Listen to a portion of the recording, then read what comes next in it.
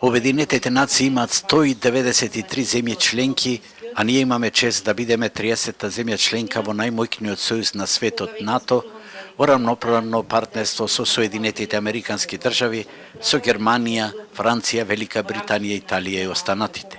Ова го рече премиерот Зоран Заев на денешната трибина пред бизнис заедницата од Пелагонискиот регион, што беше организирана од Стопанската комора на Македонија. И овде малите земји како нас имаат огромни бенефиции.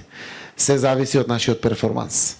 Колку ќе успееме да го искористиме тоа, затоа што ова може да биде сериозна иницијална каписла за брз раст и развој, заради тоа што за НАТО со милиарди евра буквално не значи ништо, за нас значи се.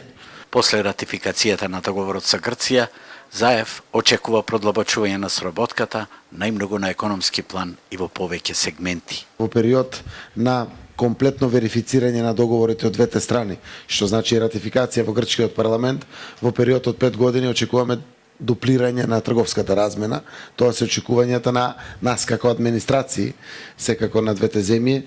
Пред бизнис заедницата од Пелагонискиот регион, Заев со вице-премиерот Кочо Ангјушев денеска презентираа повеќе аспекти на развојните политики на третата заедничка трибина со Стопанската комора на Македонија, насловена перспективите на македонската економија преку членството во НАТО и Европската унија.